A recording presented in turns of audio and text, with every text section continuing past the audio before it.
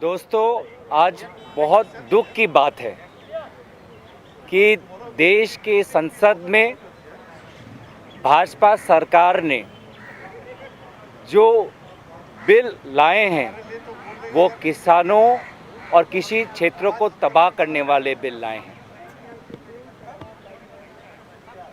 किसान के लिए आज शायद का दिन काला अक्षर से लिखा जाएगा, क्योंकि चारों तरफ हम देख रहे हैं कि किसान पीड़ित हैं, उचित मूल्य नहीं मिल रहा, व्यापार चौपट है, उनके खेत में काम करने वाले को वो जो डेली वेज देना होता है, दिहाड़ी देना होता है, वो नहीं दे पा रहे।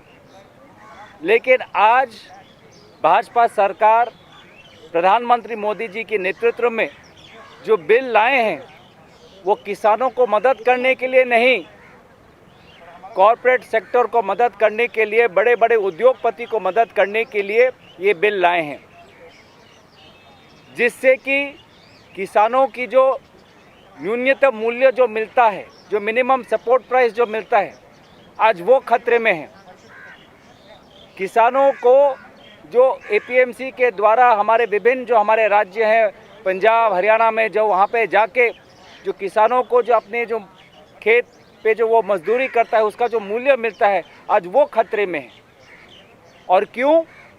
क्योंकि पहले दिन से ही इस सरकार की मंशा रही है कि किसानों के ज़मीनों को कैसे हड़प के बड़े बड़े उद्योगों को लाभ दें, चाहे वो पिछले सत्र में भूमि अधिग्रहण बिल का द्वारा हो या आज इस 3 बिल के द्वारा जो किसानों के साथ जुड़े हुए हैं, एसेंशियल कमोडिटीज़ वेयर हाउसिंग के साथ जुड़े हुए हैं।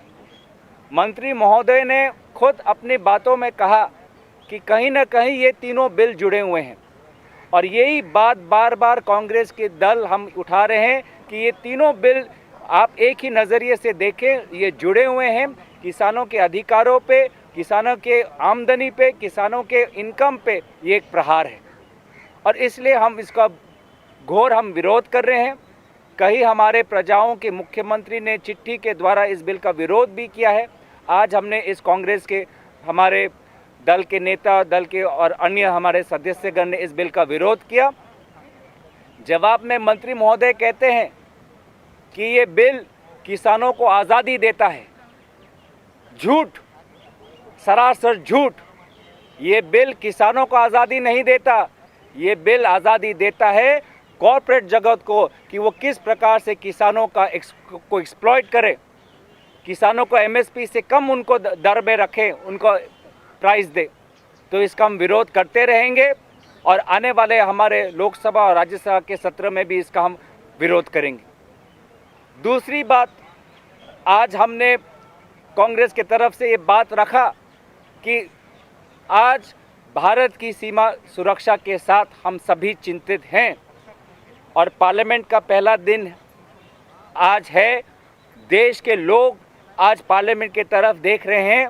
आज का समय अनिवार्य था कि रक्षा मंत्री बोले कि वो चीन के सीमा पे जो हमारी समस्या है चीन सेना के साथ, उस पे भारत सरकार कब अपनी नीति स्पष्ट करेगी, चर्चा के द्वारा या स्टेटमेंट के द्वारा क्या उनका रवैया रहेगा। हम चाहते थे कि आश्वासन तो मिले, रक्षा मंत्री स्वयं आज लोकसभा में थे, एक आश्वासन तो मिले कि केंद्र सरकार इस चीन के मामले को लोकसभा में कब उठाएगी, राज्यसभा में कब उठाएगी, पर इससे भी वो पीछे पड़ गए।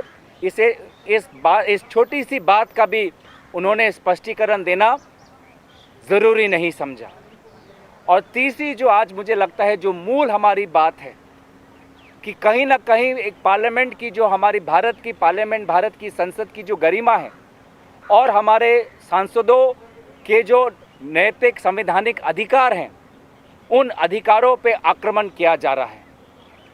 क्योंकि प्रश्नकाल आज ऐतिहासिक रूप से आज प्रश्नकाल को जिस एक मुझे लगता है कि एक बनावटी कारण के द्वारा आज प्रश्नकाल को जिस प्रकार से स्थगन किया जा रहा है, ये उचित नहीं है। क्योंकि प्रश्नकाल में देश के लोग अपने चुने हुए प्रतिनिधियों के द्वारा मंत्री से सीधा सवाल करते हैं और मंत्री से सीधा उत्तर सुनने की अपेक्षा करते हैं। बार बार हमने कहा कि आप शनिवार को आप पार्लियामेंट रख रहे हैं, रविवार को आप पार्लियामेंट रख रहे हैं, इससे हमें कोई आपत्ति नहीं है। आप पार्लियामेंट 18 दिन का रखें या इससे पहले पार्लियामेंट को शुरुआत करके 1 महीने का पार्लियामेंट रखें, इसमें हम पार्लियामेंट की प्रक्रिया में पूरी तरीके से सहयोग करने के लिए सहमत है। लेकिन प्रश्नकाल को आपने क्यों स्थगित किया? आप बोलते हैं कि कोविड के कारण, तो बिल पे चर्चा हो सकती है, मंत्री महोदय अपने भाषण दे सकते हैं, लेकिन मंत्री महोदय देश के आवाम के प्रश्नों का उत्तर नहीं दे सकते। मंत्री महोदय अपने बिल के लिए आज उन्होंने भाषण दिए, तो क्यों वो प्रश्न का उत्तर नहीं देना चाहते? उन्होंने कहा कि लिखित में वो प्रश्नों के उत्तर लिखित में देंगे, लेकिन हम सभी को पता है कि ये जो लिखित उत्तर उनके अफसरों से आता है। देश की आवाम ने अफसरों को नहीं चुना, देश के आवाम ने इस सरकार और इस सरकार के मंत्रियों को चुना है, और देश के आवाम की जो आवाज़ है उस आवाज़ को अफसरों के द्वारा लिखित उत्तर में नहीं, मंत्री महोदय के स्वयं उनके उत्तर से, उनके वाणी से आना चाहिए था। तो कहीं ना कहीं चाहे वो बिल के द्वारा हो, चाहे वो प्रश्नकाल को स्थगन करने के द्वारा हो, या 0 आवर को कम करके आधे घंटे का करके इस प्रक्रिया के द्वारा हो, एक ही मंशा दिख रही है कि संकट के समय ये सरकार देश के लोगों के अधिकारों को कम कर रही है, कमज़ोर कर रही है, और पूरे सत्ता को कैसे और केंद्रीकरण कर पाए, सत्ता और अपने हाथ में कैसे ले पाए, लेजिस्लेटिव की सत्ता, लेजिस्लेटिव की अधिकार, पार्लियामेंट की गरिमा, सांसदों के अधिकार को कैसे कमज़ोर करके और वो सत्ता हड़प सकते हैं, इसी के मंशा के साथ आज का ये पार्लियामेंट सत्र शुरुआत हुआ है। अगर आप लोगों की कोई प्रश्न है तो उस प्रश्न उत्तर देने के लिए मैं तैयार हूँ। I'll summarize everything in short. The first most important thing that we raised in today's parliament was opposing the introduction of the ordinances and bills related to farmers, agriculture and the essential commodities. This is an act which will give freedom to corporates to brutally exploit the farmers and take away the protection that the minimum support price gives them and the various state mandi acts give them.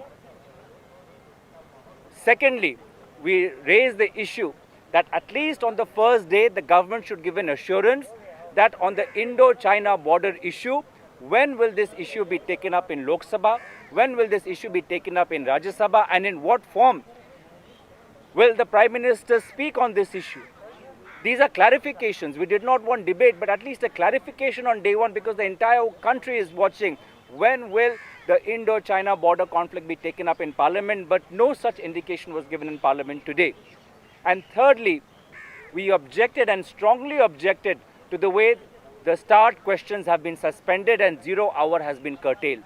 This is nothing but an attack on the dignity of the Indian Parliament and curbing the rights of legislatures and taking away the accountability that Government of India has towards the people of India.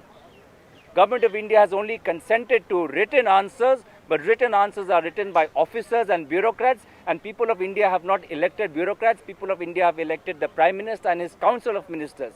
So the Council of Ministers and the Prime Minister are duty bound to answer to the people of India directly through the start questions.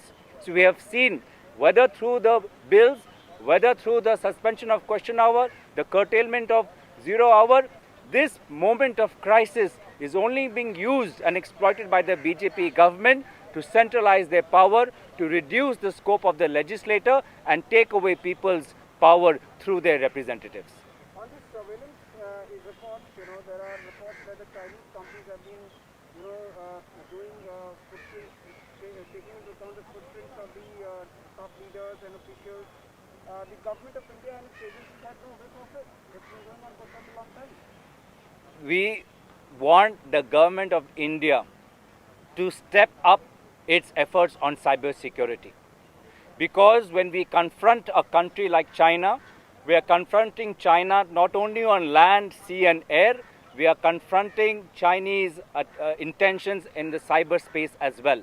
And Government of India should not be caught sleeping. We should be aware and they should ramp up their efforts, and in the days to come, the government should be clear and give us data that all the data that has been collected by Chinese agencies have not been used to manipulate policy, have not been used to gain more intelligence data on our military or on sensitive information. That kind of assurance should come from this government. Sir, on the Bollywood issue, Ravi Kishan today raised the issue of drugs in Bollywood. Where does Congress really stand on this, and how important is it, the issue? Because I remember there are raids going on, there have been issues raised since Sushant Singh's death. So I'll first raise the issue in Hindi in China कि चीन के साथ हमें ना सिर्फ ज़मीन पर, ना सिर्फ हवा में, ना सिर्फ समुंदर में, पर चीन के साथ हमें साइबर वर्ल्ड में भी, साइबर स्पेस में भी हमें उन पे नज़र रखनी पड़ेगी। और हम चाहेंगे कि आने वाले समय में भारत सरकार ये स्पष्ट करे कि अब तक जो चीनी लोगों ने या कंपनियों ने या संगठनों ने जो डेटा या इंफॉर्मेशन कैप्चर किया है, उससे ना किसी भारत के सेंसिटिव इंफॉर्मेशन की ऐसी कोई भी डेटा उन्होंने नहीं लिया है। When it comes to the matters of the drug related cases, we want the police and the judiciary to conduct a speedy and impartial investigation. The truth must come out quickly because the families, they deserve justice, and the drug nexus that exists must be busted by the respective state and central governments. It is a serious issue. It's an issue that affects the youth of our country, and therefore the crime, the drug syndicates, the masterminds should be identified, and the masterminds should be targeted, and the masterminds should be put behind bars as quickly as possible.